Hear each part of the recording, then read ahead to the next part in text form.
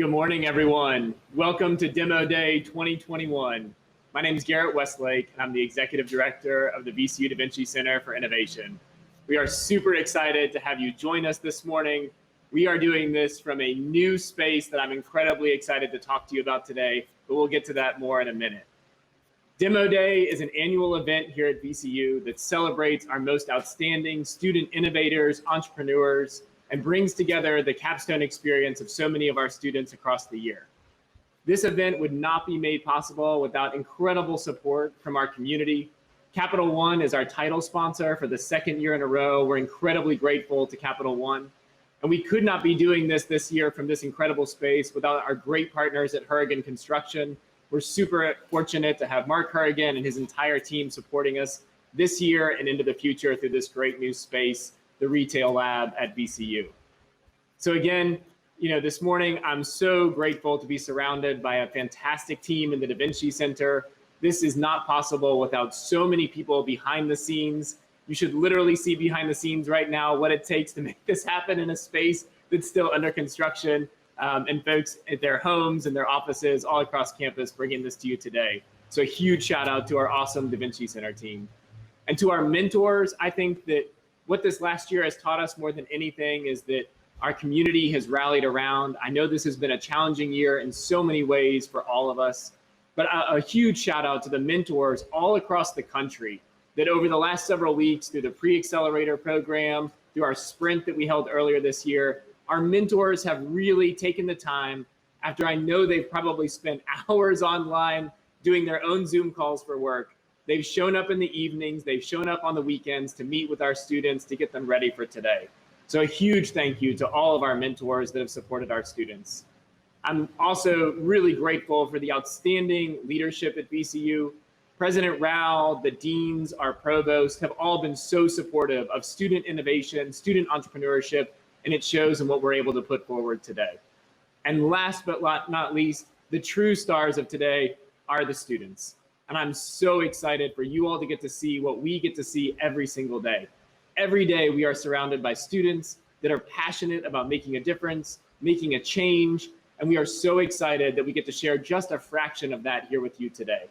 I'll say this, you're gonna hear some fantastic pitches today, but I also know that not every student that wanted to could be here today. This has been a challenging year. People have an enormous demands on their time. And I will tell you this, for all the pitches you're gonna see here today, there are other outstanding VCU students working on fantastic ventures that you're not gonna hear from today.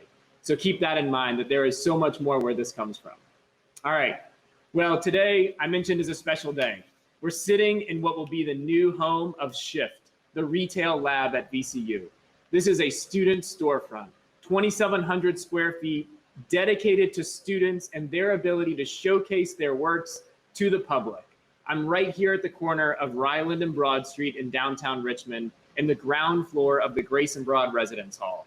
In just a couple weeks, this space will look radically different, and it will be filled with shelves holding student product.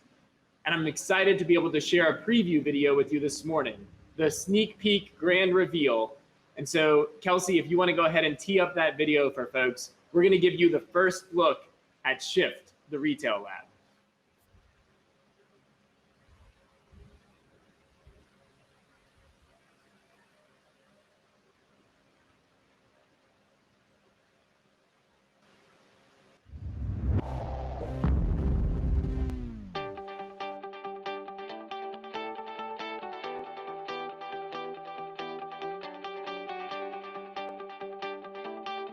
Introducing Shift, the student retail lab at Virginia Commonwealth University.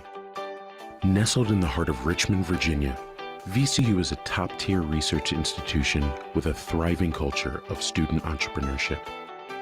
Launching this summer, Shift is the first of its kind, a learning lab for entrepreneurial and innovation-minded students to test ideas in the real world, with real people, in real time. As we like to say here at VCU, this is how we make it real.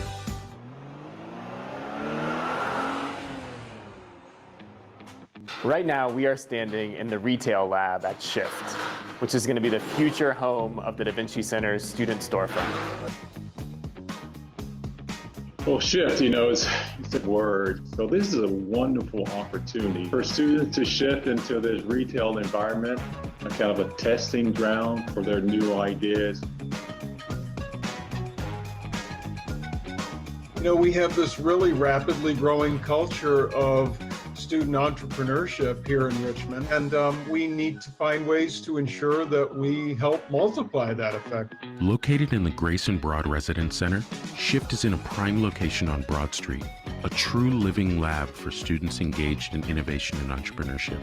The concept is that students will have the opportunity to live and work in the same location. It is an energizing force. It offers another platform for students to really engage with their professors, the community, and see real-world implications for what it is they're doing.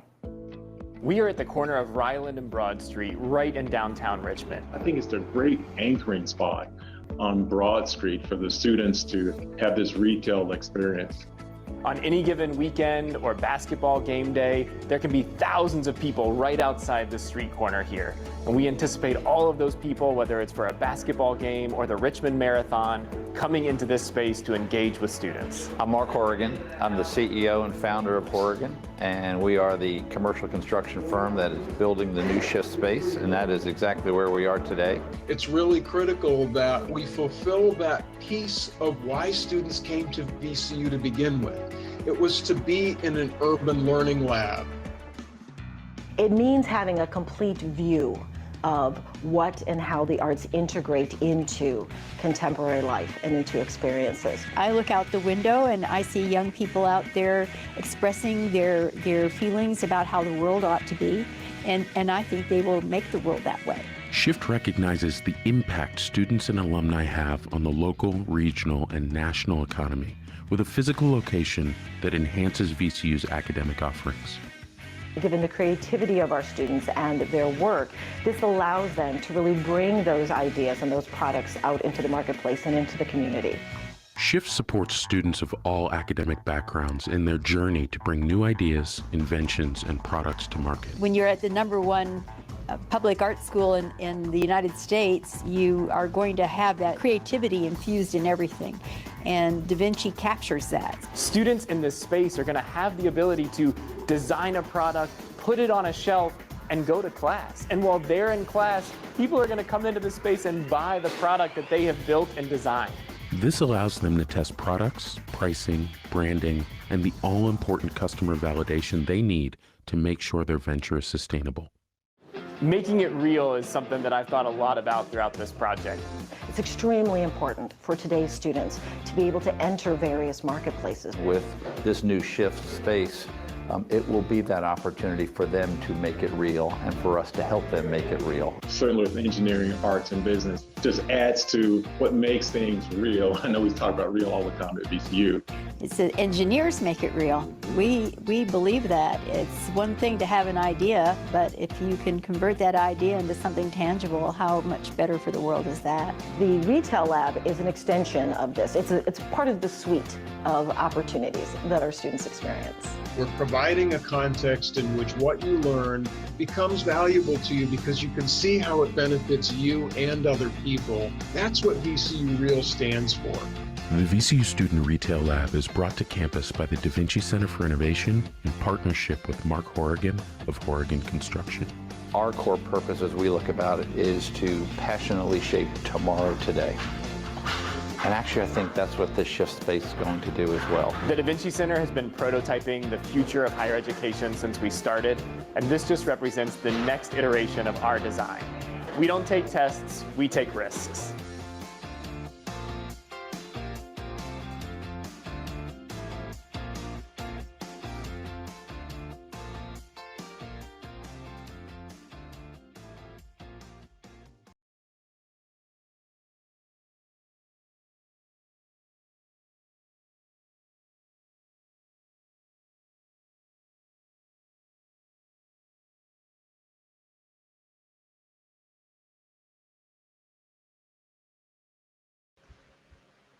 All right.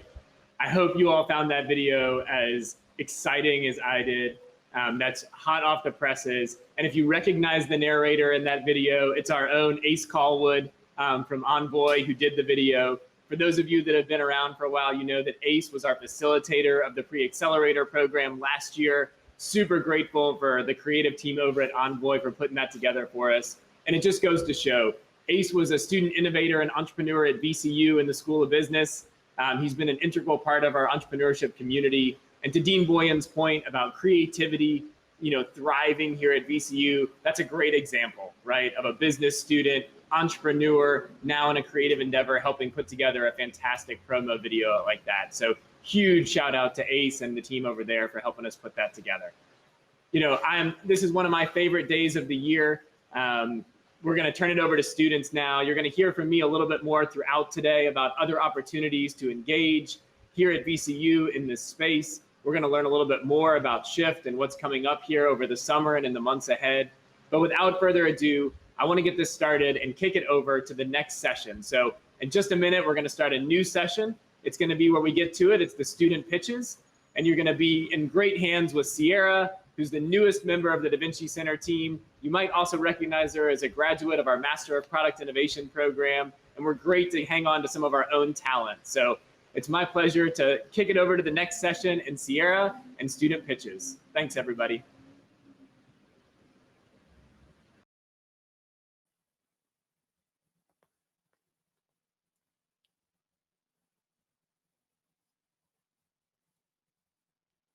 Good morning, everyone.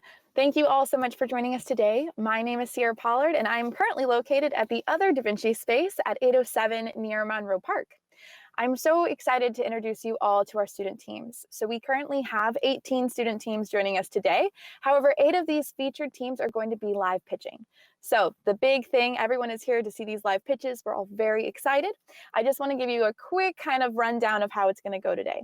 So our teams will have 3 minutes to pitch, and they're going to present their slide decks. After they've stopped sharing their slide decks, I'm going to open the floor for questions. So if you look at AirMe, on the right-hand side, you'll see a bunch of tabs.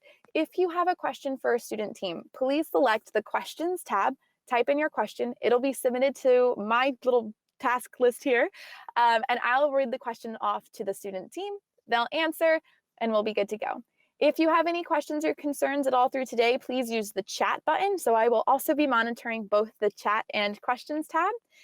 If you feel that I'm not seeing your chat for whichever reason, please submit it again through that chat, but I promise I'll be monitoring both. So just be patient with me as I go through it. We will have 4 minutes for questions. So once we hit that end of our 4-minute mark, we will have to close and move on to our next student team. However, if you still have questions or you feel like you'd like to send some messages out to that team, you can actually fill out, and I'm going to submit it right now. It disappeared on me, a feedback form. So essentially, we've built this feedback form that allows you to ask any further questions, or if you have any comments or notes for any of our student teams, please use that link, and that will essentially build out and be given to the student team itself. Okay. After the end of our demo day, all of our live pitches, we're also going to be raffling off prizes. So please stay to the very end to see if you're one of our winners. We'll be giving away some fun prizes. All right, so let's get started. So before I introduce this first team, I'd love to share a note from their mentor, Sid. So Sid says, my experience with Kiana has been positive, as Kiana has a positive energy and is very open to feedback and suggestions. I can't wait to see her Bare Orchid products at the VCU storefront and try it out, as I have always had skin problems every winter. Like most of us, absolutely. So please give me a virtual hand in welcoming Kiana to the stage.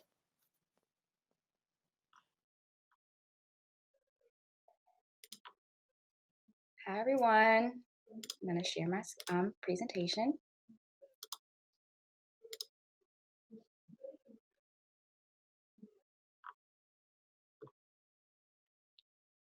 All right. Hey, yeah, you. Do you want to know a beauty secret? Can I get a thumbs up? Awesome. The lotion you use daily is made from 80% water and 20% of synthetic additives and preservatives. The dominant players in the skincare industry uses 80,000 non-FDA approved synthetic additives to cut costs in products aimed to be made with natural ingredients. Additives such as parabens mimic estrogen that can lead to breast tumors.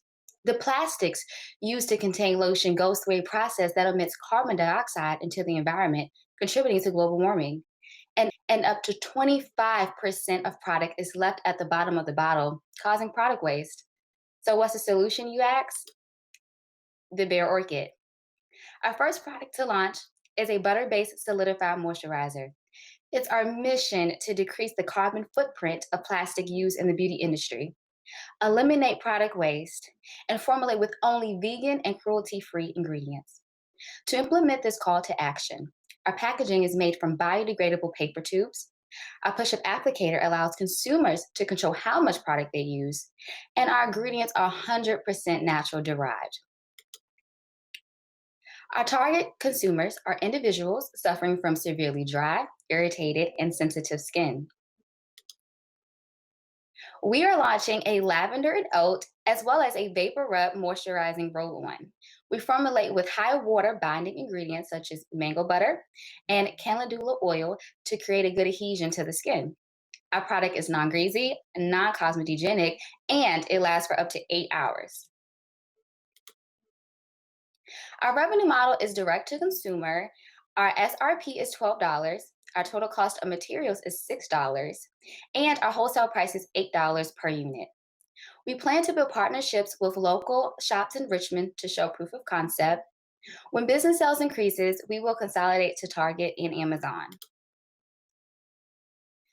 We project to have revenue of $130,000 next year and $250,000 in 2023, based on a 5% monthly growth rate projection. Our direct competitors consist of lotion brands that uses plastic bottles, waterless body butters, and solidified lotion bars that uses sustainable packaging. I am Kiana McQueen, the CEO and founder of the Bare Orchid. We are seeking $5,500 in early stage funding. We are asking for funds to purchase $3,000 for cost of goods and $2,500 for a piston filling machine to enhance production. We are also seeking a strategic partner to expand business growth and product scalability. Let's grow together. Thank you.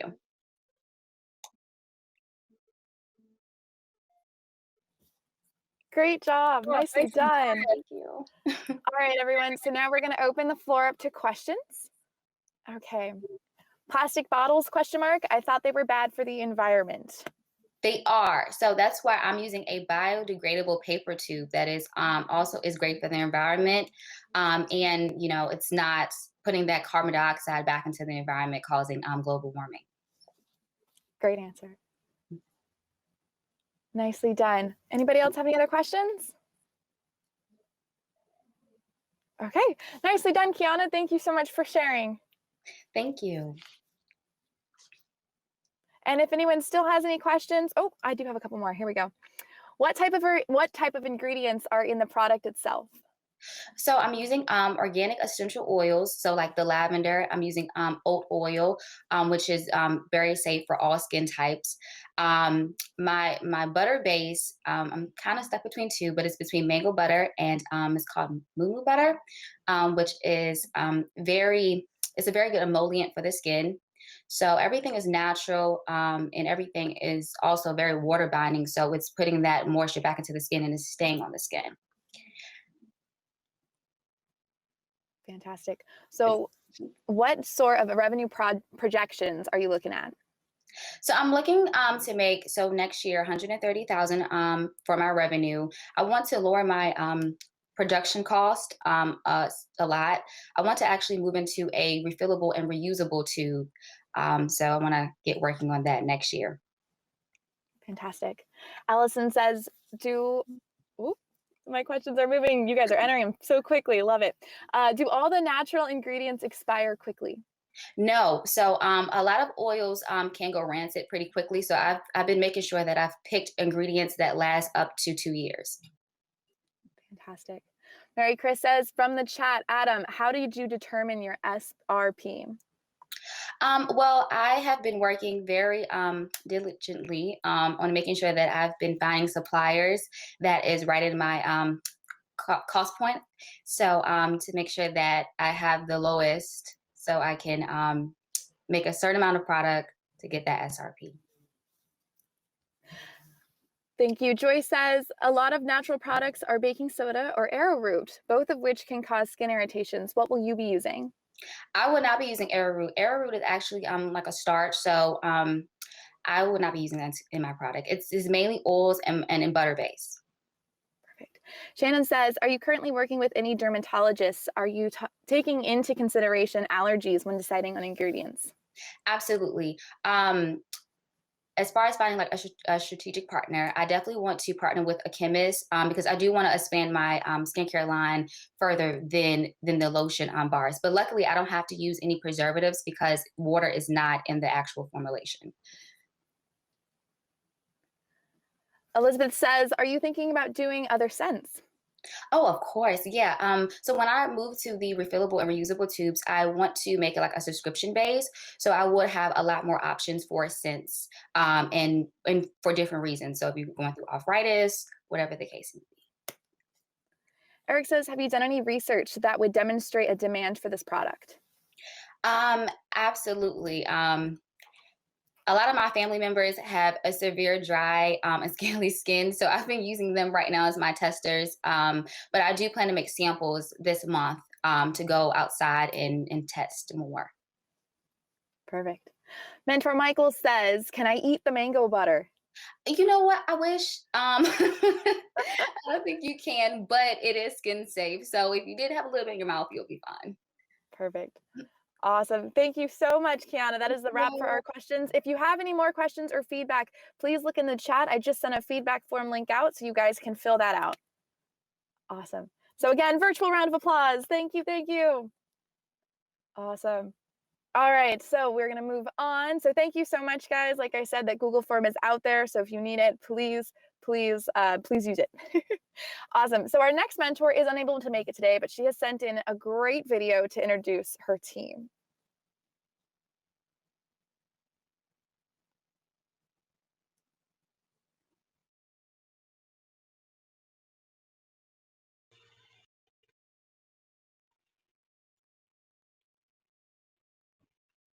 Good morning.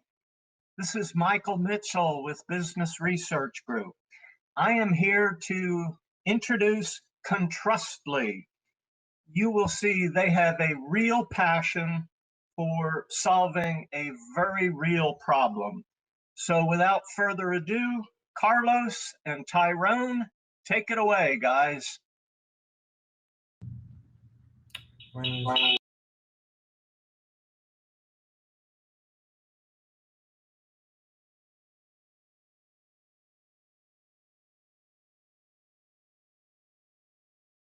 There we go.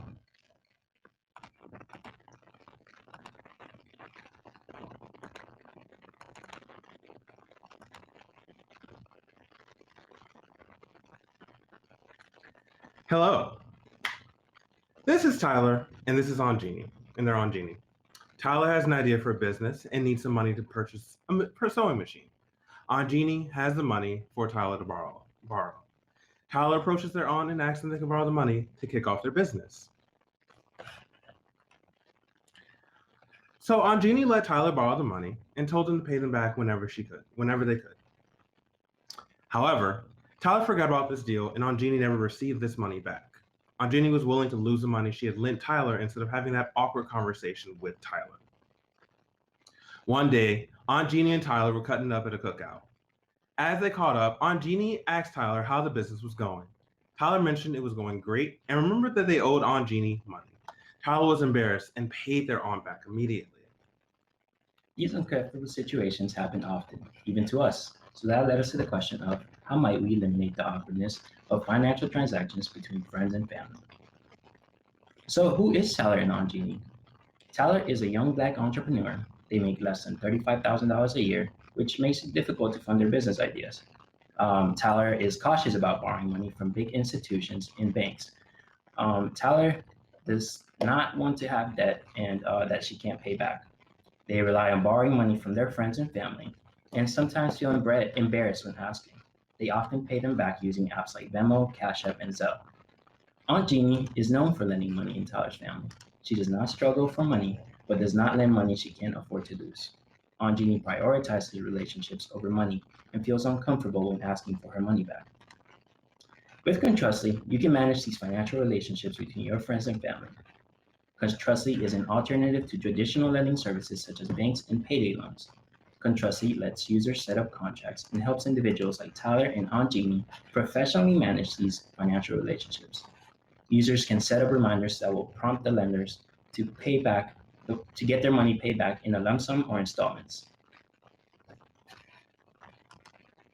Contrustly offers free contracts and will charge a tier fee-based amount based on the amount of reminders the customers would like to send and receive. With our combined backgrounds in product innovation, we believe we could develop this product to solve the pains and needs of young entrepreneurs. Our ask is not for funding, but rather opportunities to collaborate with mentors and other founders. We believe the problem we are exploring has the potential to assist entrepreneurs during their pre-seed funding stages, since this stage is often funded by friends and family. Thank you to our lead mentor, Michael, all other mentors, and the Da Vinci Center for this opportunity.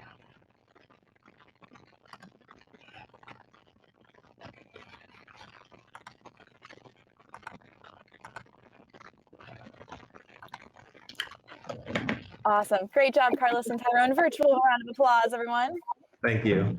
Absolutely. All right, now we're going to open the floor for questions. So if you have a question, please use that question tab on the right-hand side. I see a few chats coming through saying, great idea, much needed product. Nicely done, y'all. All right, here come the questions. All right, so Lacey says, how are you handling the financial transactions? That is, interestingly enough, one of the things that we are currently really in the process of trying to determine. Early on when we first had this idea in August 2020, we actually talked with Ace Caldwell, who had done a similar product, who had done something similar for 1090 for Painless 1099 was for to help contractors with doing their taxes. And one of the pieces of advice that he offered us was to try and avoid becoming a financial institution as much as possible, because there's a lot of laws and regulations. So that's definitely one of the things that we need to work on. And that's one thing that we are mainly looking for mentorship on, is to figure out how to navigate that space. Shannon would like to know if you can add interest to the loan. So we did research. So we've done research recently, and we had a couple. And from our research and the people that we've interviewed, it was something that people were definitely interested in doing, so having interest on the loan. It's also a way of help us consider how we want to do monetization in the future. Nice. Eric says, how will the product encourage/sustain repayment? Good question. The reminders are the main way of doing that, to set the reminders like, hey, you need to pay this person back, versus having that awkward conversation where you have your best friend or your sister or your mother saying, hey, when are you gonna pay me back that money, which is something that we noticed that people did not like to do. And it was also the fact that people don't like what's the word I'm looking for, Carlos? Awkwardness, like we said. Good teamwork right there. Ryan says, is the product service fully philanthropic? And if not, where and how do you make the money? So for us, it could be somewhat philanthropic. There's certainly the aspect that it needs to be helping. One of our main things that we want to help the community. And so while we need to make money, it has to be a measure of, yes, we do want to make sure that we're first helping the community before we make money. Kristen says, are the reminders triggered automatically or by the loaner? The reminders will be triggered automatically. Once you sign up and pay your fee for having your reminder sent, it's automatically sent as on the payment dates that it was due. So if it was due, if you wanted to have that person pay you back every 2 weeks, then what would happen is they would get a reminder. If you got one reminder for every payment time, they would get a reminder maybe the day before, the day, or 24 hours before, or a week before, something like that. Whereas if you have more reminders, of course, they would get reminded that Wednesday, that Thursday, and then finally that Friday. Perfect. Jayla would like to know, how long will it take when the person gets reminded to pay back the other person? That is something that is entirely dependent on the way we move forward, how we want to handle payments.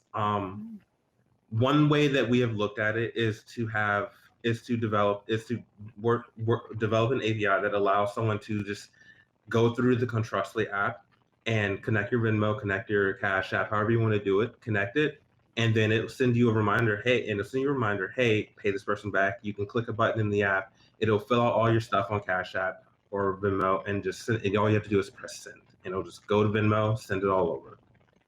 Perfect. Amber would like to know, what enhancements do you have planned after MVP launch? That's a question. Something to determine.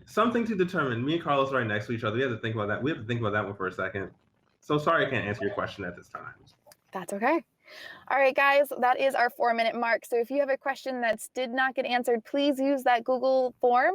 Ask your questions there, and the team will be happy to get back to you guys. So virtual round of applause again. Thank you so much, y'all. You did a great job. Thank you. Absolutely. Awesome. All right, so our next mentor is unable to make it today, but here is her video introducing her team.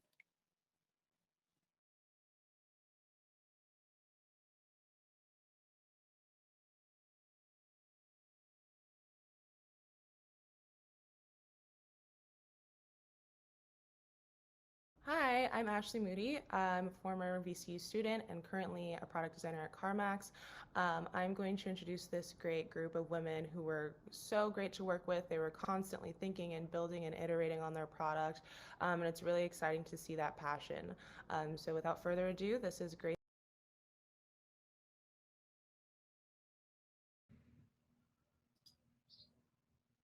Good morning.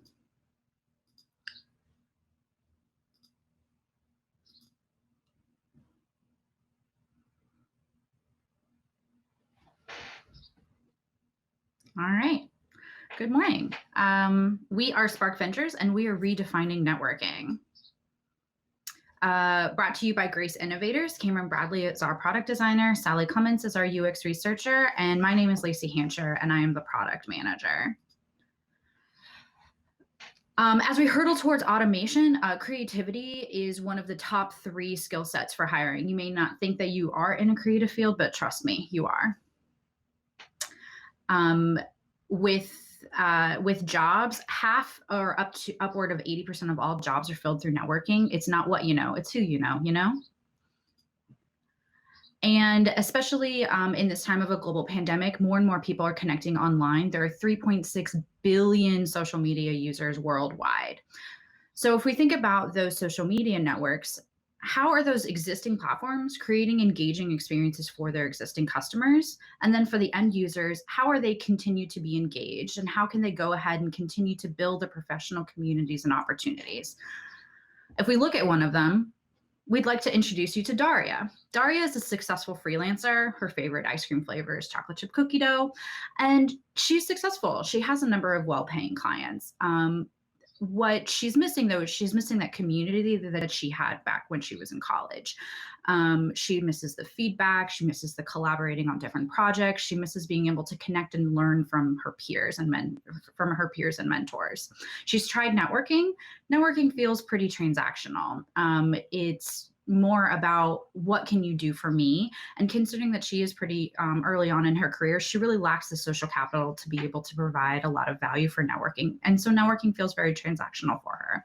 She's looking for alternatives. So we're looking at, for existing platforms, how can we provide a tool for them to continue to provide engaging, worthwhile experiences for their end users, to bring them back time and time again? And then for the end users, how can we provide that sense of community that they are currently looking for, and make it fun too? I want to be able to log in and have fun. Daria logs into her favorite social media network, and she sees a link for co-collections. In the co-collection, she sees a list of opportunities, and all of these are items for her current, all of these are items that she could potentially be interested in. This one's looking for somebody opening up an art gallery and is looking for help with that. Another person is looking for help with Adobe Creative Cloud, which just so happens to be something that Daria is particularly passionate about. So she clicks into it. She sees additional information about the opportunity and she goes ahead and signs up. Please note, this is not at all a job. This is something that she's looking just to continue to build her current network. There are also events that she can also log into to be able to continue to build out her network based on common interests or, you know, fun things like ice cream socials. So for the currently existing platforms, this is a plug-in tool for them to provide to their current user experience. And then for the end users, this provides that community, that growth, and that learning opportunity that they've been looking for, all in an engaging and fun way. Our ask is $40,000 for to develop an MVP, to perform user testing, and to perform beta PR and marketing for our first customer. Thank you. Any questions?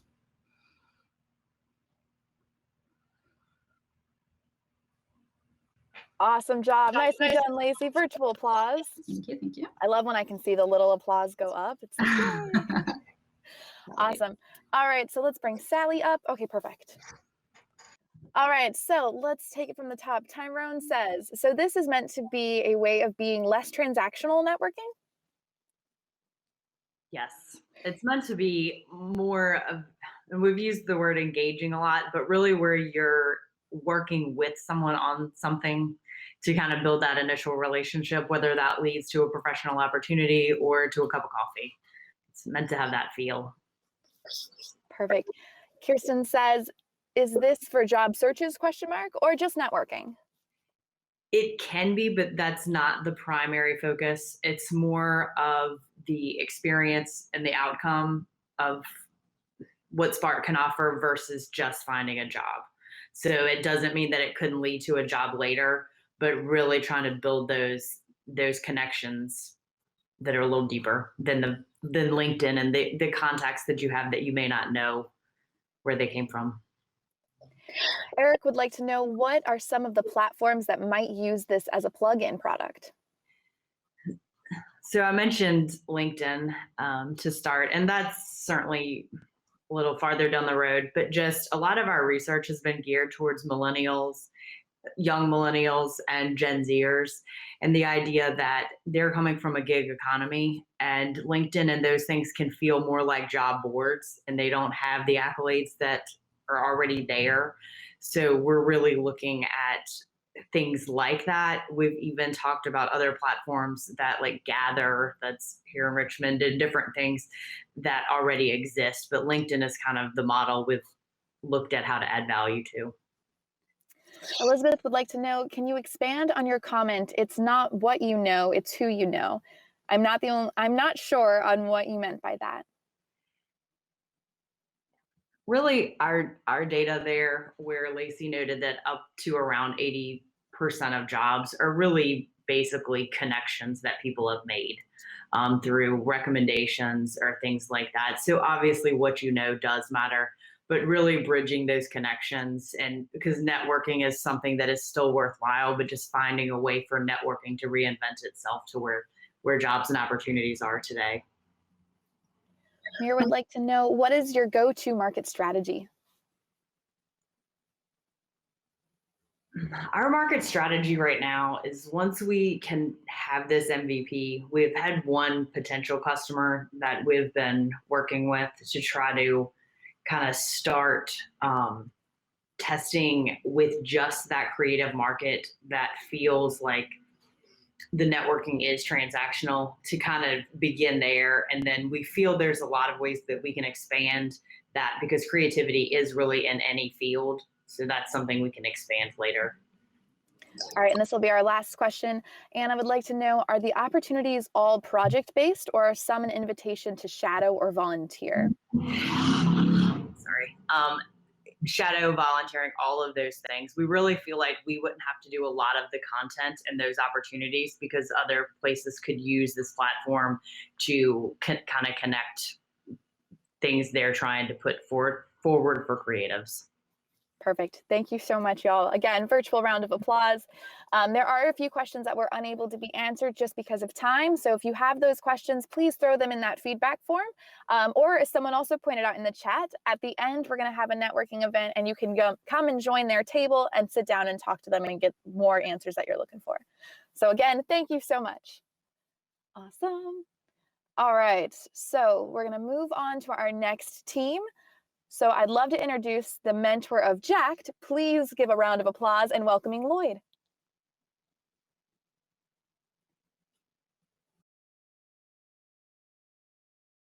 Hi, I'm Lloyd Young, and I run the communications at the Da Vinci Center.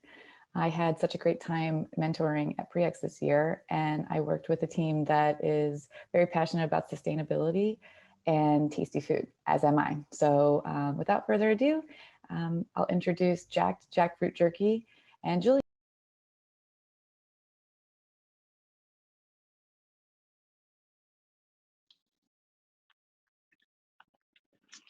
Thank you, Lloyd. Just going to pull up my presentation here.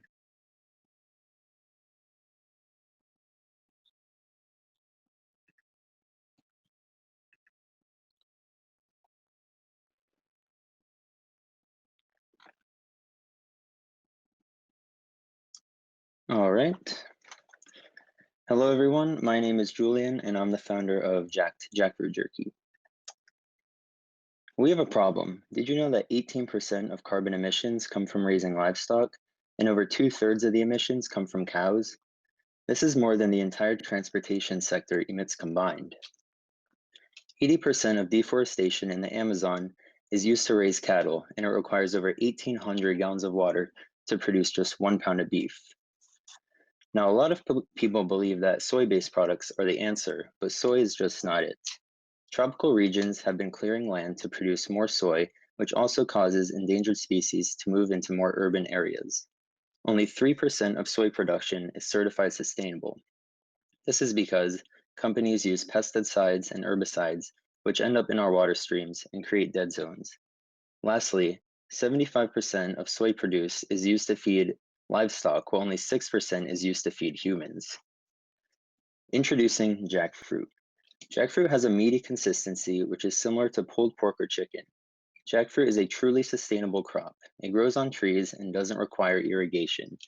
Jackfruit doesn't require pesticides nor herbicides and is far more sustainable than beef and soy. In fact, many people in Southern Asian countries use jackfruit as the primary ingredient in their meals.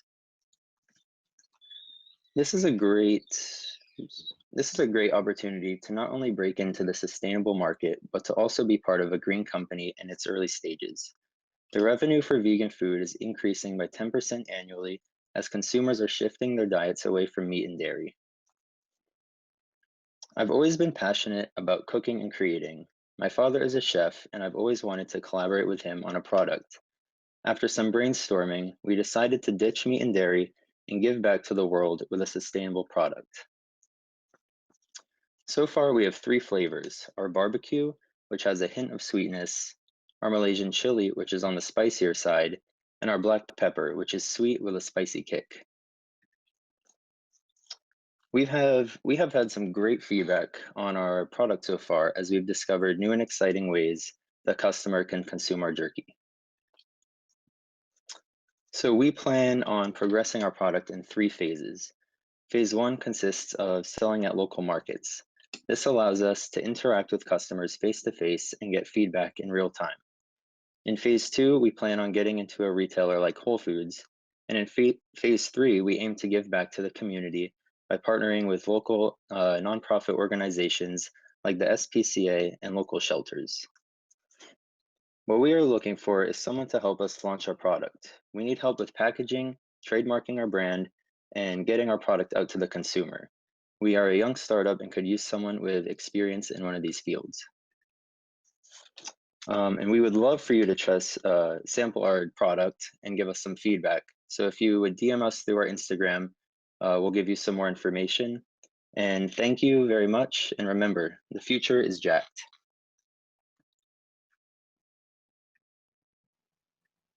I don't know about you guys, but I am absolutely going to DM you because those looked absolutely delicious. Thank you. Awesome. Nicely done, by the way. Virtual round of applause. I see all the hands, so thank you guys. All right, feel free to send in your questions. Ooh, they all seem to appear at once. I love it. Okay, so let's see. Christopher would like to know, how would you summarize the nutritional value and taste? Can it be grown in the US? So what we're trying to do is keep low sugar levels, low salt levels. Jackfruit is naturally healthy in carb levels and fiber levels and has a lot of minerals. Can it be grown in the US? It's more native to tropical regions like Southern Asia and South America. So I'm not sure if it's grown too much in the USA, but yeah, mainly in those parts of the world. Mir would like to know, nutritionally, is it similar to meat? For folks that prefer protein-rich diet, would this be a good substitute for meat? Also, phenomenal idea. Thank you. So in regards to its similarity between meat, protein-wise, it's not, but a lot of the ingredients we use add up to give it a pretty good amount of protein, and we've been working with pea protein isolates and other isolates that could increase the protein level to where it's attractive for the consumer. Fantastic. Michael would like to know, what is the protein, carb, fat content of jackfruit? So again, the protein level isn't too high. Carb level is very healthy. That's why a lot of people in those regions use jackfruit as an ingredient, and fat content is very minimal, so it's a very healthy fruit. Mir would like to know, how are you planning to procure the jackfruit? What thoughts have you given to your supply chain once you have started scaling this? So I've looked into how you could buy in mass quantity. A lot of places, like for example, if you go on Alibaba, or these places where they sell in bulk, you can get tons of jackfruit for very minimal costs. It's super abundant. It grows, falls off the tree, grows again, falls off the tree. So there's, if anything, there's excess supply, so it's very cheap. David would like to know if you have explored packaging solutions and manufacturers yet. I've looked into packaging. That's one thing I'm struggling with, and that's why I addressed it in the presentation. I'm not too familiar in that area. Eventually, I'd love to get into like sustainable packaging, but right now, my focus is just to find someone that can help me with packaging in general. Shannon would like to know where you sell this and if it's a direct to consumer or places like Whole Foods. So I think we can do both. At the beginning, I think selling at local markets will give us some great feedback in terms of samples. We can get reviews on taste, how people like the packaging, things like that. And then eventually we'd like to launch our own website. I've seen a lot of competitors do the same thing. And then if we get into a store like Whole Foods, of course, we can set up like a sample stand or something like that to get more feedback on the product. And finally, Sophia would like to know, how can we ensure the ethical production of our jerky? So I've been vegan for 2 years now, and I've started this product basically mission-based. I really want to create something that's sustainable, and that's my main focus. So I would do my best to ensure that all the ingredients we get, the labor involved, everything is super ethical and responsible. Awesome, nicely done. Again, y'all give a round of virtual applause for Julian with Jacked. Thank you. Awesome, thanks so much. And if you guys have any other further questions or comments, please use that feedback form in the chat. Also, you can talk with him at a table in AirMeet during the networking session. All right, we're gonna keep moving along. So I'm excited to introduce our next mentor to introduce her team. So please give me a virtual hand in recognizing Joy.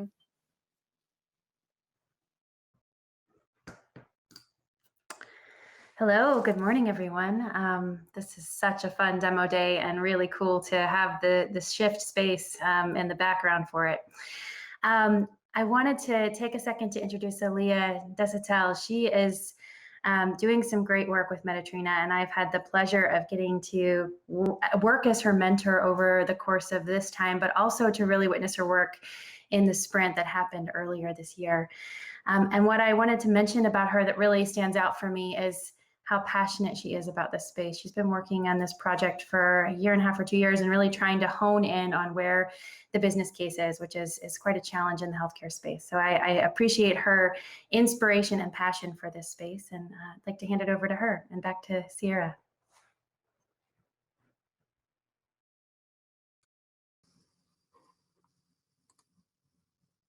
Hi, everyone. Give me 1 second to pull up this slide.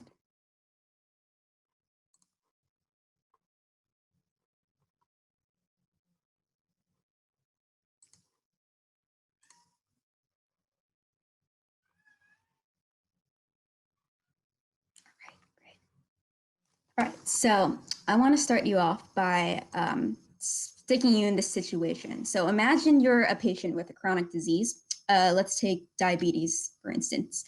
Every day you take medicine, you check glucose, you have to diet, it gets really confusing, but your clinicians might not have the time to follow up with you. So let's say one day you make a mistake and you wind up in the ER.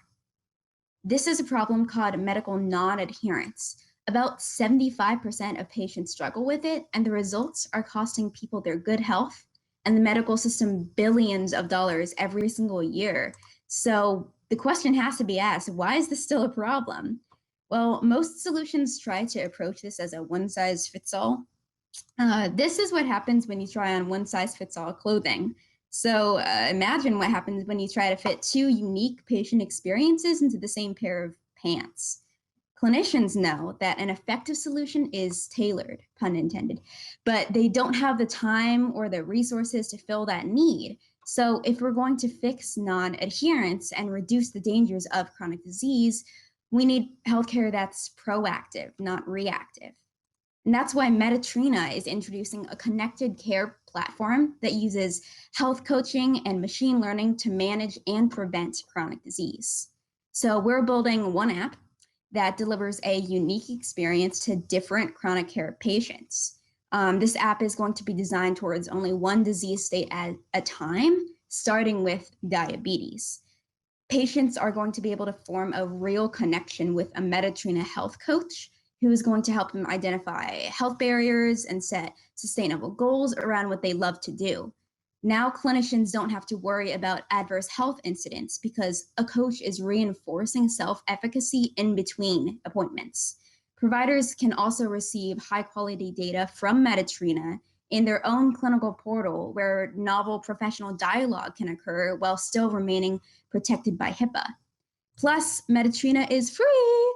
It usually costs an extra $10,000 for health insurers and employers to cover a single person with diabetes. But since Metatrina is low cost and effective, insurers have the most to gain by covering it. And the best part is they don't pay unless Metatrina works. Instead of charging participation fees, we operate on an outcome-driven model. And we can assure that value is driven by building our solution on clinical trials. That's why today I'm asking for your help to help connect us to key individuals in diabetes management so that we can conduct more in-depth customer discovery, after which we can move into funding for development, testing, and expanding the Metatrina suite down the road to other chronic diseases after a successful pilot program. Overall, we're supporting patients and empowering clinicians to provide and collaborate towards preventing these hospitalizations and diseases before they even occur. For a platform like Metatrina that puts patients and outcomes first, I think the choice is clear. Thanks for watching and take your meds. Awesome job. Virtual round of applause for Aliyah. Thank you, guys. All right, we're going to go ahead and open that floor for questions.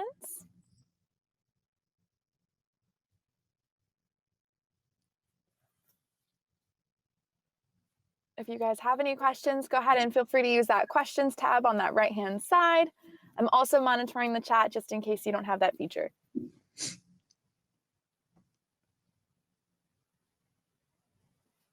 Ryan says, wow, big pivot since last year. Who will the coaches be and how will they get paid, or who pays them, I should say, Metatrina or insurance companies?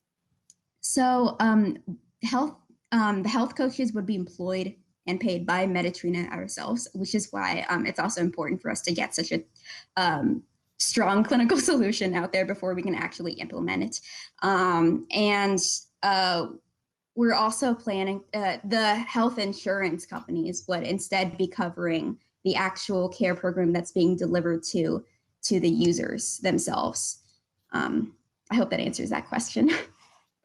TJ would love to know, what's the big next step?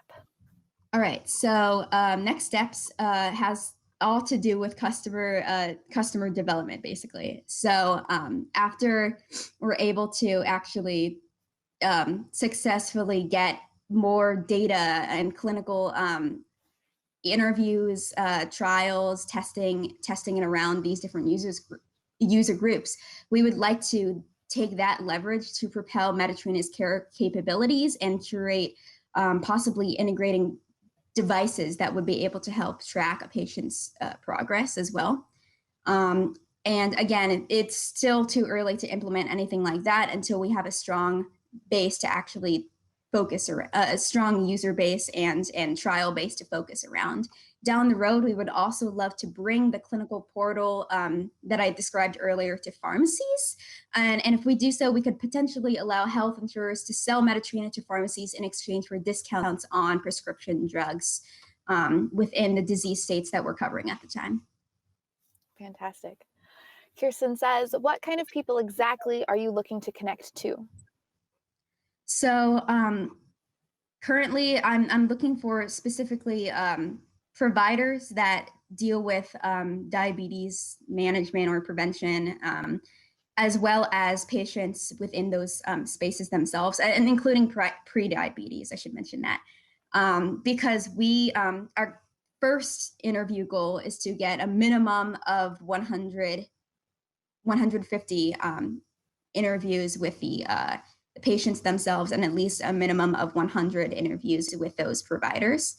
And then once we get that, we'll be able to actually better build our solution around the specific adherence, I guess, like barriers that are most common for those, so that when we do actually implement the solution, we're ensuring that it's going to be able to be fully customizable and our health coaches will be fully trained. Shannon says, great idea. How do you plan to get patient buy-in, especially from older consumers? Who will train them on this technology? By patient buy-in, I'm assuming that means the users of the application themselves. Okay. So like I kind of said before, I think that this solution is very strong in the sense that it can be curated depending on not only what barriers are in place for a patient, but also their health and digital literacy. So, for example, if we have a patient that isn't as tech literate on their phone, but would benefit very strongly from having a continuous glucose monitor, then we'd be able to provide something like that to be able to bring in data without them necessarily having to worry about how to use an app, if that makes sense. Oh, I wish I still had my slides up because I could show you one of the appendix slides that goes more into exactly how the users would be able to connect with that, even if they're not entirely tech literate. So Shannon, you'll know to hop into Metatrina table at the end during our networking session, and you can go back through that slideshow and dive into each slide a little bit deeper. Perfect. Awesome. Awesome. Shannon says, perfect. Good job. All right. We're going to move on to our next team. So one more big round of virtual applause. Awesome. Thank you so much for sharing, and we'll see you later. All right. Okay, so our next mentor that I'm going to bring up, you've seen her before. She sent in a video because she couldn't be here with us today. So take it away.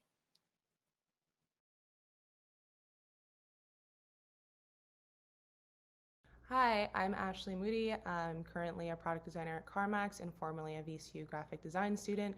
And I'm going to introduce this team whose product really highlights the potential and one of the most powerful things about technology, which is that it's a great equalizer and it has the power to transcend boundaries and languages for the greater good. So without further ado, this is Svasta.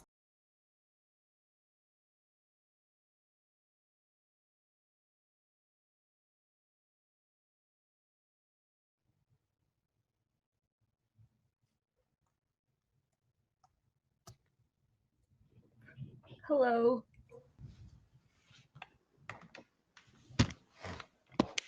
Hi guys. Hello.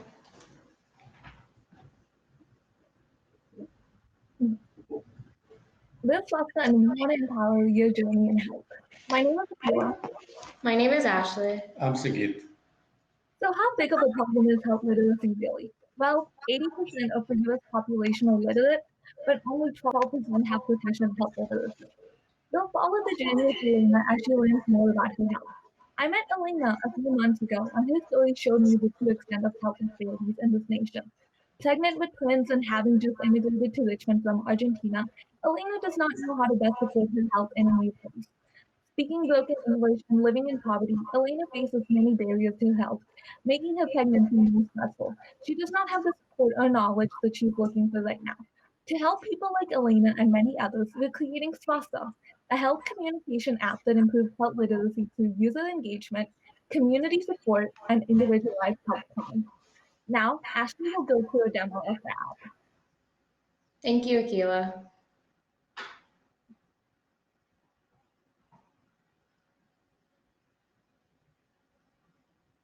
Swasta contains a health buddy that initiates daily conversations with Elena about her well-being and is a key resource for Elena as she navigates through her health goals. Elena would be able to find out the required screenings that she needs during her pregnancy. She would be prompted to actively put dates on the calendar for her scheduled screening appointments, and her health buddy would be able to send her reminders. Swasta contains a map feature that would direct her to the nearest pharmacy as well for her required vaccinations.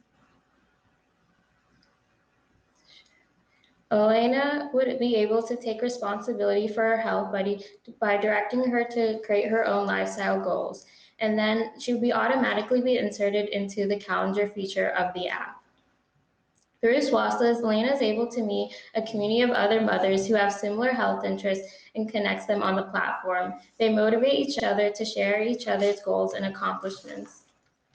The health buddy can also prompt Elena to read a fun fact each day regarding her interests in health topics among the Latina population.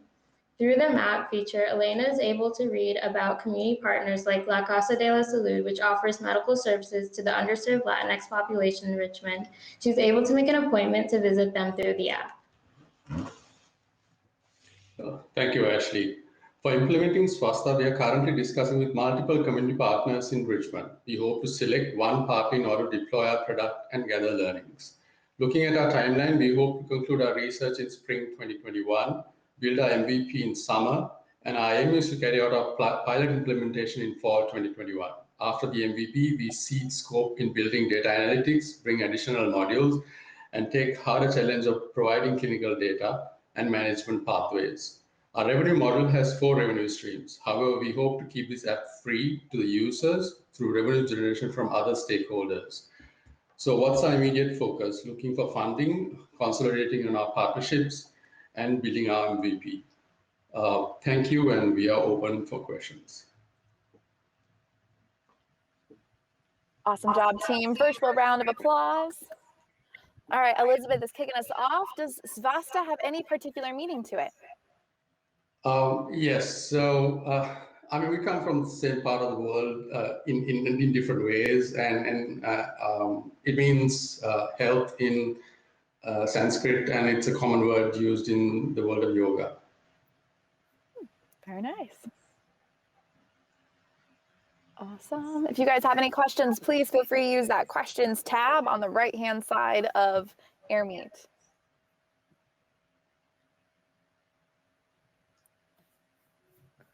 I think we look so sexy that nobody wants to ask questions. Elizabeth wants to follow up. Also, is this app just for single moms who are pregnant? No, I mean, we had a couple of slides sorted out to like kind of answer that. The spread of the product, but AMI doesn't allow that. So we want to take it to other issues like health, dental, diabetes. We're going to like compete with the previous one I've written that. But any other module that we can bring in, sorry, it pops up. I didn't think that it would. So actually, you want to take us through that question? Yeah. So as Sangeet was saying, we know that Elena is not the only one with problems with health literacy and learning how to maintain health goals. So these are just 4 other people who have problems with health literacy. So like for example, John is suffering from depression and recovering from substance abuse. And he's looking for a community and connecting with individuals who will keep him accountable for his health goals. And then Ebony is looking to learn more about cancer screenings and how to take care of her body. Neha, a college student, is exploring options for healthy eating and exercise. And Fernando, who recently was diagnosed with diabetes, wants to learn more about his conditions. So SPOSTA will be able to help all of these people and more as we continue to grow and offer more to the community. Awesome. Great response. Elizabeth says, thank you. Sounds like it would help a lot of people. Thank you. Nicely done. All right, guys, virtual round of applause. Thank you so much, SPOSTA. And if you guys have any other further questions, please use that Google form or meet up with them during the networking event and take a seat. Awesome. So great job, team, so far. Nicely. Just a round of applause for the teams that have gone so far. We are going to take a quick sponsor break to hear from one of our sponsors and all of the cool things that he's up to. Please, a virtual round of applause for Mark Herrigan.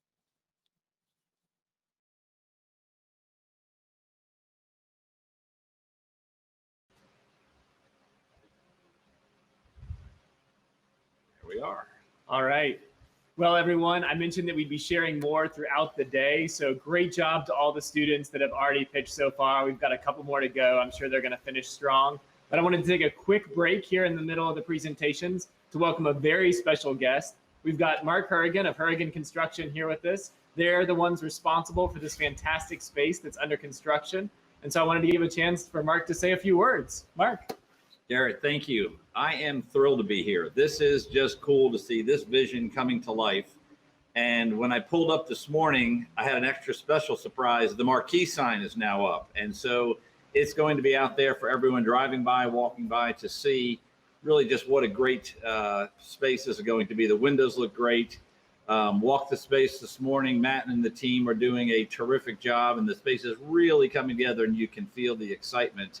And so for me, I'm thrilled to be here. But I'm going to go all the way back to when Garrett first pitched this idea to me, which is, hey, I've got this concept. What if we created a storefront space? What if we created a place where our amazing students could come pitch their ideas and have the marketplace decide how those products are going to do? Here's how we could do it. Here's how we could partner. And so for me, this is thrilling. This is right where we want to be with aspiring entrepreneurs, innovators in the marketplace. To create a space where that can happen is exciting for me. But I think even more exciting is the opportunity to continue this conversation, dialogue, and really conversation with you and the other future students that will be here to help launch new ideas, to make great things happen. Because that's where I think the excitement is in any industry, is the innovative part of it. So it's exciting, Garrett. Thank you for having me here. Oh, no. And, you know, we saw in an earlier pitch, one of our student startup companies, Lacey, was talking about the role that creativity is playing in all industries. And even if you don't think about creativity as vital to your business, it is in the era of automation. And when I think about that conversation, I think about most people, when they think about construction, probably the first thing that pops in their head is not creativity, right? But to me, this project is such a great example of when I reached out, it was because I felt like Herrigan was a creative firm. Yes, you're a construction company, but you're a creative firm. And this space has been that. This has been a partnership. You know, this has been so much fun with Matt and you and the team to really design a space for the end user. Right. And it's not just hammering nails and putting up drywall. It's about creating that user experience for the students that are going to be in here. So we really appreciate all the creative leadership that you guys have brought to the project in addition to the construction? Well, you've nailed it. I mean, for us, the creativity comes in how do we differentiate ourselves? What are the things we can do to bring creativity to win a project and to do things? So if you get to that point, that's great. But then when you get into a project, the opportunity to work, to collaborate, to create, to bring new ideas, to hear what really needs to happen in the space and think how we can connect those dots, that's the really fun part of what we do. I mean, that is really great because that groundwork is laid then for what will hopefully be a very successful project for many, many years. Because while it's fun to build it and we love building it, the impact is about what happens in the space afterwards. And so that creativity, if we do it right, allows that to happen for a really long time. So that's fun stuff for us. Well, again, a huge thank to Mark and his whole team over at Herrigan for the great job they're doing here. And now we'll turn it back over to Sierra and our students to finish out the pitches. All right, before you do that, okay, they're going to be in here this summer. They are. I want to be back here and I want to see the great, cool ideas that are happening and things that are going on. So I look forward to seeing that from some of you that are on this call today and for many years to come. So please bring me back when that happens. We will do it. Okay. We will do it. All right, Sierra, back to you. Awesome. Thank you, guys. Thank you both, Garrett and Mark, so much. We really appreciate it. Awesome. So we're going to keep on trucking. So I'd like to introduce our next lead mentor and his amazing team. Please give me a virtual round of applause for David Butler and the National Transparency Project.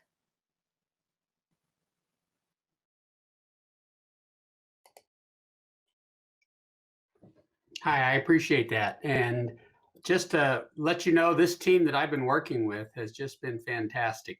When you see the fire in their eyes and you hear the determination in their voice, and when I was listening to them being disciplined and how they organized and assigned and worked on things, I just saw the wonderful potential that this product has as a project. And I also feel the ethical fervor that comes through and how they really want to do it well. So I think what you're going to see is a great presentation of what will be a wonderful product for all of us.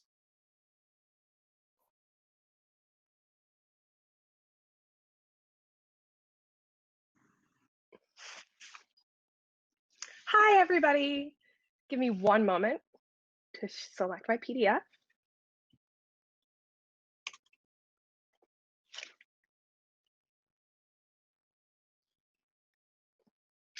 Alrighty, let me get my bearings. How do you feel about politics? If you're anything like me, you might find it confusing, frustrating, exhausting. Do you feel disillusioned? Heck, I love politics so much, I chose to study it, and I feel all of those things. It always feels as though there's another political scandal or government expose right around the corner. It's hard to know what's going on behind the scenes, and if your representatives are acting in your best interest, or if you're just being marketed to. I know I'm not alone in my frustration. Only 17% of people trusted the government most of the time. Nearly 2/3 of adults find it hard to tell if a politician is telling them the truth. All of this doesn't even begin to address people's trust in news sources. The $16 billion political industry is failing the American people, leaving them without the means to demand action, change, and accountability.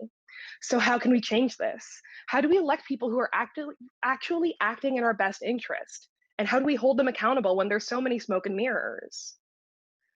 As political science students, we found that there was no one-stop shop to compare candidates' policy stances, their financials, their campaign promises, lobbying influences, news mentions, and social media posts against their job performance and voting records. Our not-for-profit organization will use application programming interfaces and policy analysis to provide a resource for constituents with campaign finance information, legal activity, salary, private interest connections, lobbying influences, and more in one easy-to-use app, translated into multiple different languages. The National Transparency Project has set an objective to reach 100 donors in the first year after production and expand to 500 donors within the next 3 years. Similar established bases who do predominantly focus on releasing this information in the form of academic journalism or raw financial data engage roughly 4.5 million page views per year with approximately 700 donations. Our goal is to engage 10% of our market competition within 3 to 5 years with 500,000 impressions between page views and social media hits. Outside of public membership and options and donations, our organization has diversified our revenue for a more sustainable public entity. And we are seeking $300,000 towards our seed funding goal of $350,000 to hire a developer, a policy analyst, and other coordinators to build our database. We also have a secondary market that will target organizations, publications, and other interest groups with the intent to commercially use our database or our credibility of transparency. To grow this project, again, we are requesting at least $30,000 towards our $350,000 seed funding goal to ethically hire our team of programmers, developers, and coordinators, and launch our literacy programs locally and with growth nationally. Our initial prototype will focus on the data of elected officials in Richmond and will expand to state and federal offices. I apologize, y'all. We want to empower those who use the National Transparency Project with the tools and agency necessary to hold those in power accountable. Politicians are elected to represent all of us, voters and non-voters, citizens and not. They are paid by us regardless of if we choose them or not. We should all be able to understand their work performance. Political transparency and civic know-how should be for all, and not just those who have paid to know where to look. Thank you so much, and we will take any questions. Nicely done, Sophia. Virtual round of applause. Awesome. All right, the questions are coming in. So Amber would like to know what technology will be used to source the data for this application? Sure. We plan to build our own database. Right now, we manually started this past summer by just aggregating everything into a Google slide. We found that after a while that became far too overwhelming and unable to filter it down. So I've been manually putting things over into Airtable, but we'd like to eventually host our own database that aggregates from the FEC, the state election commissions, also pulls information over from Wikipedia, LinkedIn, Ballotpedia, things of that. Google News, Twitter, etc. My colleague Erica is also next to me, so she may pop in. You can, yeah. That's great. Nicely done. Chris Seaman says, great pitch. Where did you receive your stats for your first slide from? Sure. So those are from the Pew Research Center, as well as Open Secrets and the Center for Responsive Politics. I should have put the citations at the bottom, and I apologize. No worries. All right, Jayla says, will there be some things from the past or just current politics? Oh, I would like for it to be things from the past. All of these databases host information backwards as far as 1996 or so. I have not gone that far. I've personally researched all of my family members just out of sheer curiosity and found records from the early 2000s. Todd says, are you consolidating publicly available information that already exists, or do you have a unique proprietary source of info about the politicians? Sure. So from the federal level and especially the federal level, a lot of this information already exists, whether it's in Wikipedia, all these different databases that I've listed, but there will be some element that will be proprietary. On the local level, it's really hard to find, without going through different independent news sources, to find descriptions of who's running for your city council, why they're running, what their background is, not to mention your General Assembly delegates. You should know more about local politics. Federal information, that's all there, and that will be aggregating by doing data polls. Sorry, computer science is not my specific background. I am a poli-sci and stats person, so I can do number crunching more than I can do the computer element of it. However, yeah, there will be a lot of mixing of the minds. Love Does it. that answer that question? I'm sorry. Yes, no, that's great. Fantastic. Awesome. So virtual round of applause again. Thank you guys so much. Great presentation. Thank you for joining. And if you guys have, if the audience has any more questions, please use that Google form or meet up with the National Transparency Project at the networking at their table. Awesome. All right. I love the reactions, guys. Thank you so much. All right, so we are going into our last, but certainly not least team. We absolutely love them. I'd love to introduce the lead mentor, Gay Barton, and her team Zigzag.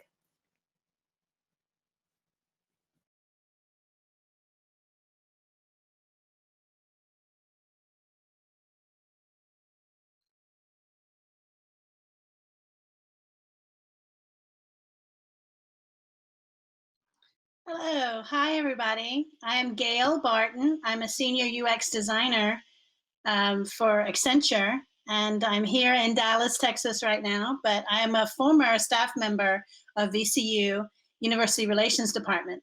It's been a pleasure that I've been a mentor to Roman Cutler and Viva Chapman. These two are amazing. They're smart, clever inventors. And during my sessions with them, ideas were flowing. We had great brainstorming sessions, and it's been great to watch their product grow and become very a usable, friendly product. And I would definitely use it. So I'm happy to introduce you to Zigzag.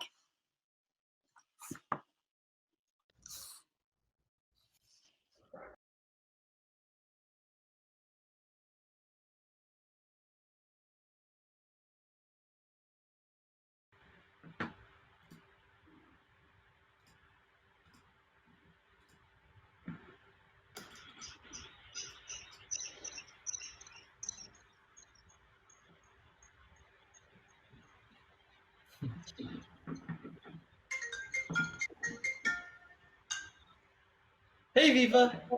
Hey, Roman, do you have a minute? Yeah, are you okay? Okay, yeah, I'm standing in Walmart. I've been here for 30 minutes and I cannot find yeast. Do you know where it is? No. Did you ask anyone for help though? Well, just like the yeast, nowhere to be found. Shoot, I wish there was something there to help us. Hello, my name is Viva Chapman. And my name is Roman Cutler. And we are Zigzag. Zigzag is an in-store GPS app that helps companies and consumers become more efficient and save time. You just heard the customer problem, but because we are a B2B business, the company's issue is the lack of in-store target markets and in-store data on their customers. So Zigzag will be integrated into pre-existing grocery store apps. All a user has to do is enter their list into that pre-existing app, hit Zigzag, and automatically we will generate the most efficient route for our end users to follow while collecting data points for the company. Our product does two main things. It helps companies understand their customers through data points and allows them to track habits to generate a greater customer retention rate while saving the end user time and enhancing the in-store experiences. Grocer is like any other large, mid-sized, or small grocery store. Within the most recent years, it's failed to understand and connect with its target customer.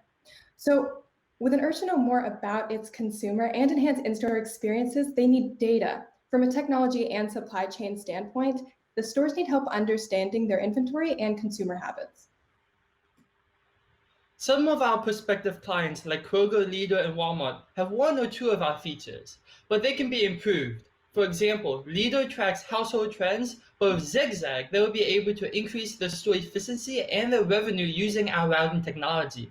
And as one of the largest distributors in the US, Walmart does not have routing technology or data points on impulse buying or household trends, greatly affecting the ability to track consumer habits and thus their customer retention. Some of our competitors are Dent Reality and IO411, which are augmented reality-based navigation systems for retail stores, and is scientifically proven to cause motion sickness and inconvenience to female consumers and individuals over the age of 50.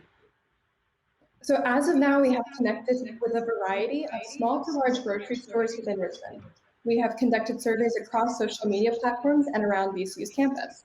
We are also planning simulations around Richmond to prove the validity of Zigzag's time efficiency. And lastly, we have finalized our user flow and our very first prototype. But we need your help to monetarily legalize Zigzag as a business, purchase intellectual property, and API software. For Zigzag to progress, we have calculated $15,000 worth of expenses and have identified a need for a mentor who focuses on back-end development, specifically within data warehousing and mobile app creation. We would greatly appreciate your help to aid grocery stores' understanding of their consumers and help individuals worldwide get in and get out with Zigzag. Thank you.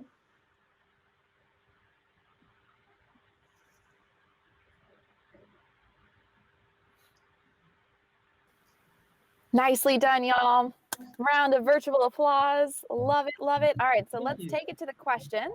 So if anyone has any questions, like previously stated, please select questions on the right-hand side of your AirMeet and type away.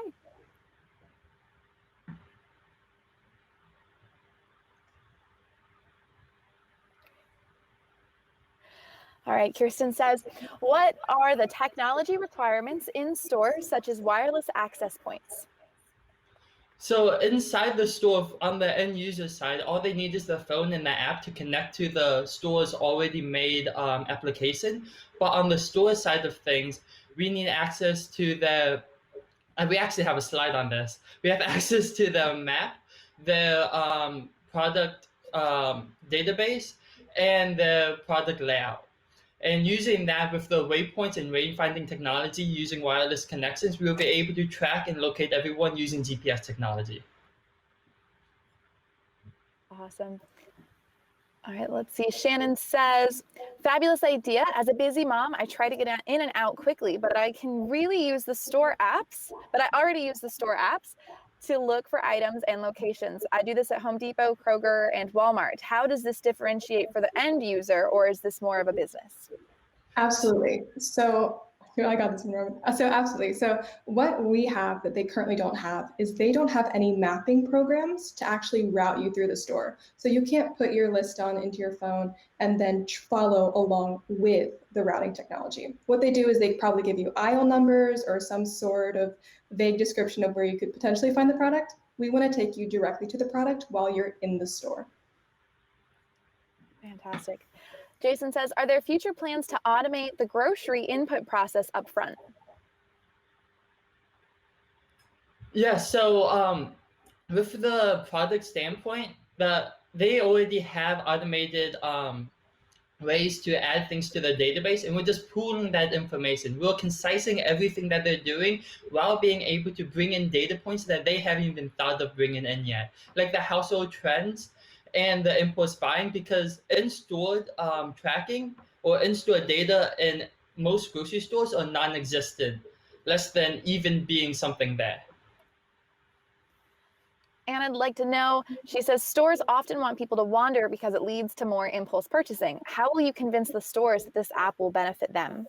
Right, that's a wonderful point, and Roman and I know that completely. What we're actually trying to do is through our data points, what that's going to do is based on the routing technology, prove to the stores the most efficient routes for them to make more money. So the wandering actually will be enhanced. So that's something we're actually helping progress onto and help them make more money in the end as well. Nice. David says, are you approaching small local retailers first or application development and testing?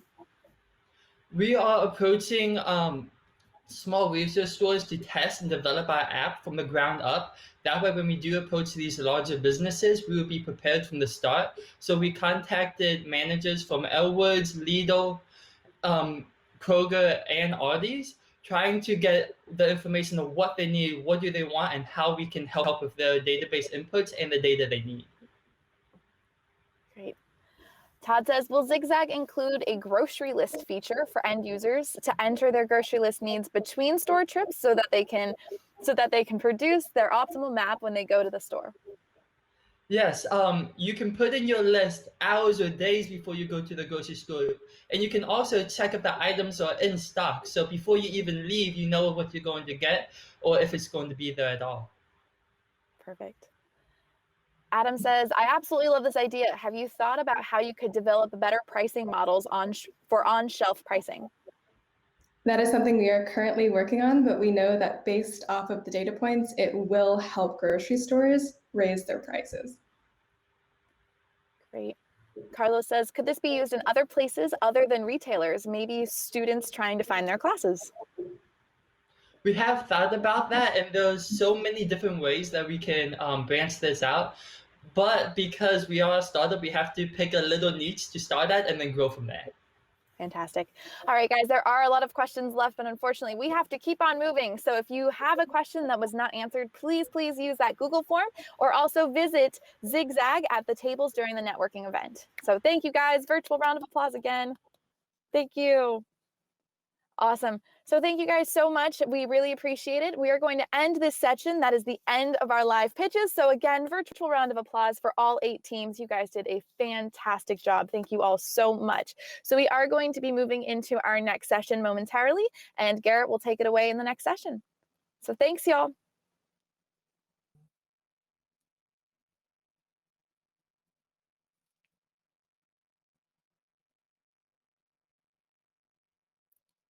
Hi, everybody. I'm going to kick it off to Garrett.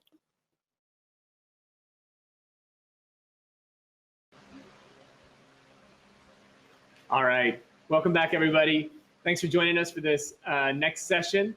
Please join me in giving a virtual round of applause to all of our students that just pitched. That was a fantastic representation by all of the students. And again, a huge thank you to the mentors that have been working with these students for so much of this program this spring, and especially to those that joined us here today to introduce their teams. So in terms of what's next, we have a couple new and exciting options for student teams. So immediately, in a minute, Sierra is going to walk you through the People's Choice Award today. So there will be judging for the People's Choice Award today that everyone's going to have a chance to have their say, and we're excited to see who wins that. So stay tuned for that. And then we also are really fortunate to have a great Angel Advisory Board in the Da Vinci Center. Our chairwoman, Kelly Powell, Thomas Johnson, BK Fulton, other members as well. They are also evaluating all of our student startups in the Pre-Accelerator program this year. And they are going to be a part in a meetings, closed door meetings next week of making recommendations for funding to all of these teams here today. So the teams here today are going to have opportunities for funding to move their ventures forward. And we're really grateful to have outstanding investors in the Richmond area that come together to help give insight into what funding is appropriate for these student teams. And again, a note about that, this is a different process than you might see other places. You're wondering, like, where's the big check? What about the first place team that gets to hold the big check? Well, we like to talk about doing things in the real world here in Da Vinci. And in the real world, when you go to raise money for your company, you don't walk into a bank or an investor's office and they've got a check on the wall behind them and you have the chance to give a great pitch and they take the check off the wall and hand it to you. We really believe that giving students the skills to articulate their needs and what the investment will do to reach the next level and stage of development is a really critical skill. And so the students have made their pitches here today. Some of them will be invited to pitch directly to the Angel Advisory Board. And then our investors are going to give critical feedback and evaluate the ask of our students. And that's how funding will be determined. And much like it's done in the real world, it might not necessarily be public exactly how much money each team gets. But it's going to be based on metrics, and it's going to be based on how well they represent their needs in those settings. So for those of you wondering where the big check was, that's why it's not here with me today. We're also really fortunate to be joined in this by our corporate advisory board. And our corporate and community advisory board is also a really key element, because for as phenomenal of a student as we have and the ideas you heard today, we also recognize that a number of these students are going to go to work for our local companies here in Richmond. I often say that I think Demo Day is the new career fair. For employers looking to find the top talent coming out of VCU, there's no better place to look than an event like this, where on top of their coursework, on top of their family obligations, their work obligations, these are students that took the extra time to pursue something they were passionate about, that demonstrate their skills in action. So that's why, we're so fortunate to have groups like Capital One and CarMax and McKesson, among others, that support student innovators, not just to see what great new products and services they come up with, but also because for the last 3 years in a row, Capital One has been the #1 employer of students graduating from the Da Vinci Center. And that's because they recognize that these 21st century skills that students gain through activities like this are vital in the workplace today. So our student innovators and entrepreneurs will pitch not only our Angel Advisory Board members, but also our corporate partners. And they have a chance to meet with this top talent as well. So we're really excited about that.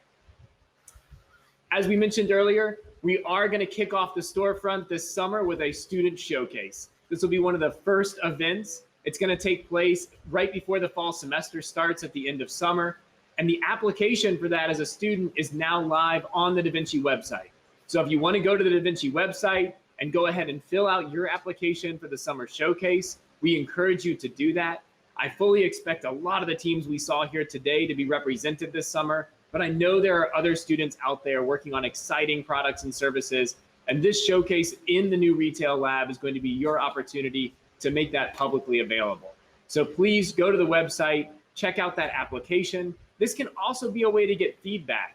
So don't think of this as, oh, my product's not ready for the shelf yet. I'm not quite, ready to go to market. This is still your opportunity through the showcase to put something out there to prospective customers and get feedback, continue to iterate, continue to prototype, and move that forward. So keep that in mind. If you have an idea that you're just starting to make forward progress on, please still think about participating in that summer showcase. Again, applications are live on the website. And finally, I'm really grateful to our community, which has made possible for this next academic year a scholarship opportunity for our Masters of Product Innovation. So for those of you that are not familiar, this is really the crown jewel of the Da Vinci Center. Launched in 2012, it's the first of its kind. It's a Master's in Product Innovation. It incorporates all of these skills that you've been seeing here today from students: design thinking, agile frameworks, project management, leadership and design and innovation and entrepreneurship, business model. All of those pieces are wrapped into this master's program, taught with an outstanding faculty of largely individuals who do this day in, day out in our corporate sector, in our startup community, and come into classes in the evenings to teach this for our master's students. So if you are interested, we are still accepting applications for the fall semester start. And this year, thanks to the generosity of our community, we have several $5,000 scholarships that are still available for the fall semester. So if you've been on the fence, I highly encourage you to think about it this year while there is some of that scholarship funding that is still available. So again, go to the Da Vinci Center website, look up the Masters of Product Innovation program. It's a really accessible program. Courses are in the evenings so that you can still work full time, and it's a 13-month to 18-month option. So it's really more of an executive program and product innovation, unlike anything in the country. Within that, you also have some great options. We have a new track in healthcare innovation. Obviously, we can all see the benefit of healthcare innovation in the world we live in today. So with no additional courses in the master's program, you can add a graduate certificate in healthcare innovation that's through a partnership we have with the School of Nursing. So a great opportunity for folks interested in healthcare as well. So, I mentioned that, the day's not quite over. We've got some People's Choice Awards coming up. Sierra is going to join us in just a minute. She's going to go over how you can participate in the People's Choice. And then we're going to, while you all are voting on the People's Choice and doing your work, we're going to have some great remarks by Capital One. Amber's going to join us here in a minute. Sierra's going to introduce her and let her kick that off. But again, we're super fortunate to have an organization like Capital One here in Richmond that, in addition to being a great employer of a number of people in our community, has really done a lot to be a catalyst for innovation here in Richmond. And I think that's where you're seeing some of this momentum that we're gaining as a city, is because our corporate partners have really come together to make this a reality. And so, thanks to Capital One for their sponsorship of today, for the work they've done at the 1717 Innovation Center down in Shockoe Bottom. All of these things contribute to a vibrant ecosystem that makes this possible. So with that said, we're going to do People's Choice. We're going to hear from Capital One. And then there's still going to be a chance for networking at the end of this, because I know there were a lot of questions. Not everybody got to have their question answered by the teams. And so for those of you that are familiar with AirMeet, or for those of you that are new, there is going to be an opportunity for you to pull up a virtual chair and sit down with some of these teams you saw here today, as well as the other teams from our pre-accelerator program. So for those of you that have been to Demo Day before, you know that we always have a select number of teams pitch, but there are multiple other teams that have worked really hard all year long that are going to be represented at their respective tables at the end of the event today. So I encourage you to pull up a seat, get to know them, ask them the questions that you want to find out more about. Maybe you're hiring them, maybe you're employing them in some new venture that you want to do together, or maybe you're an investor looking for the next big thing. I guarantee you want to stick around for that networking component. So without further ado, I'm going to turn it back over to Sierra and to Amber from Capital One. Thank you all so much for joining us today. Thank you so much, Garrett. We appreciate it. Awesome, guys. So now we are going to do our People's Choice. So I'm going to send that link in the chat right now. So this is the Google form to fill out People's Choice. So essentially when you are voting on right now is which of the 8 featured teams that just did their live presentations did you absolutely love? It was the one that stood out to you. It's your choice. You love them. So while you guys are checking out that Google Doc that I just submitted in the chat there, actually, I don't know which side it is on your screen. On my screen, it's that side.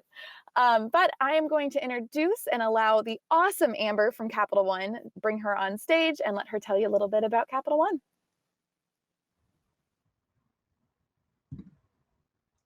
Thank you, Sierra, and good afternoon, everyone. Hope you're enjoying your day so far.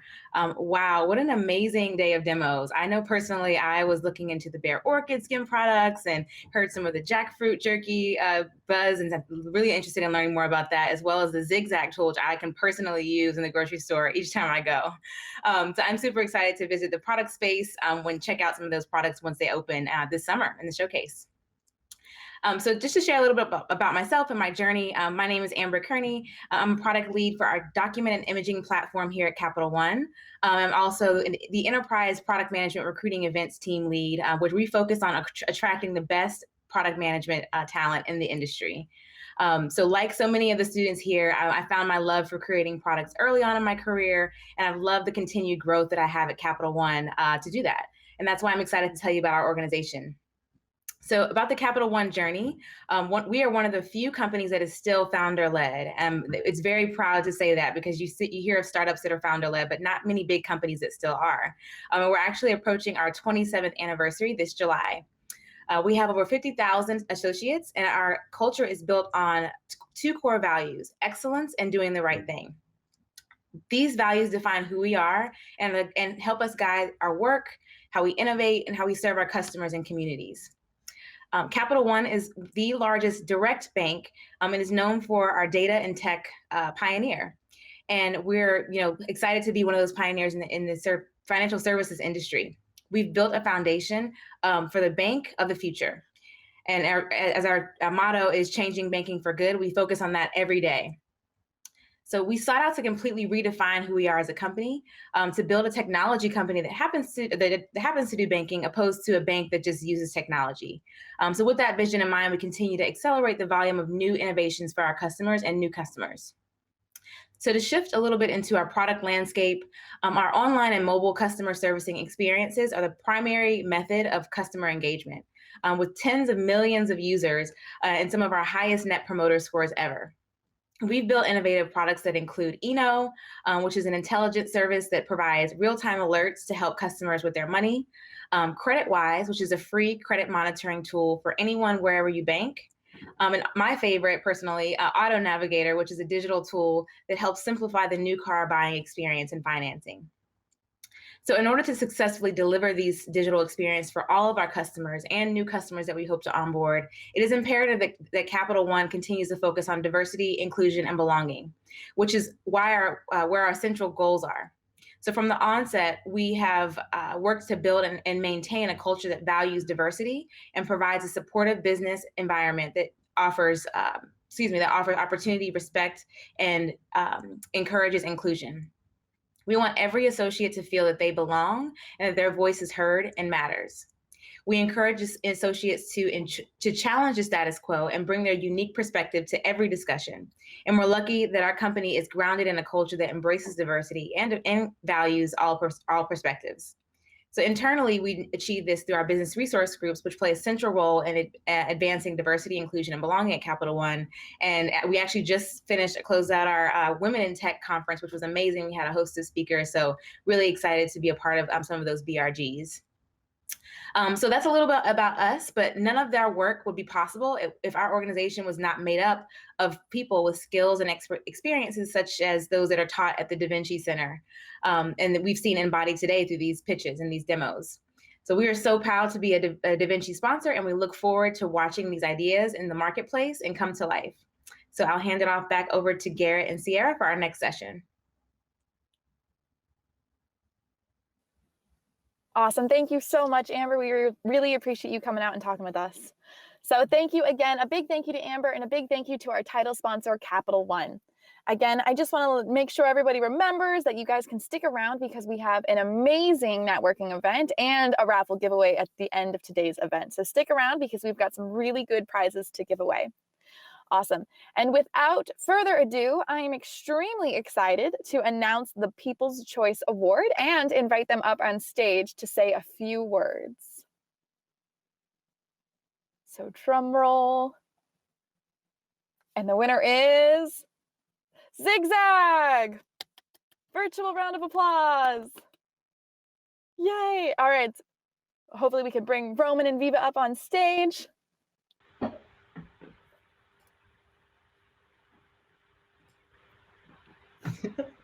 Congratulations. Thank you guys so much. And thank you all for the support. Yes, thank you all so much. Roman and I met each other very recently, and we did some blue sky thinking and thought, what could we do that would actually help a large amount of people? And this is what we came up with. So thank you very much for your support as well. Awesome. Thank you guys so much. Congratulations. So if you had any questions, any audience members had any questions for them, please stick around for the networking event, hop into their table and feel free to talk to them, dive deeper into their project because it is a really exciting one and they know a lot about the problem space for sure.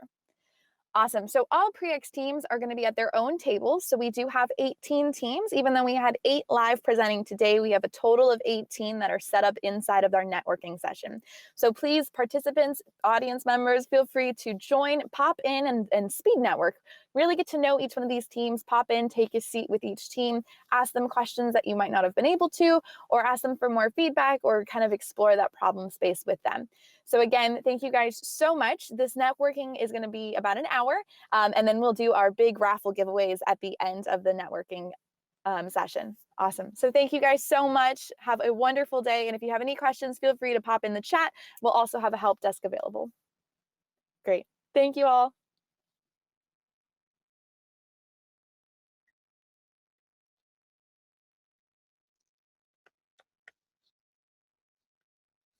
Hello, everyone. Thank you guys so much for joining us today. I hope you have made some great connections during our networking event and you've heard some amazing live pitches. I hope that you got all of your questions answered and you were able to connect with our teams.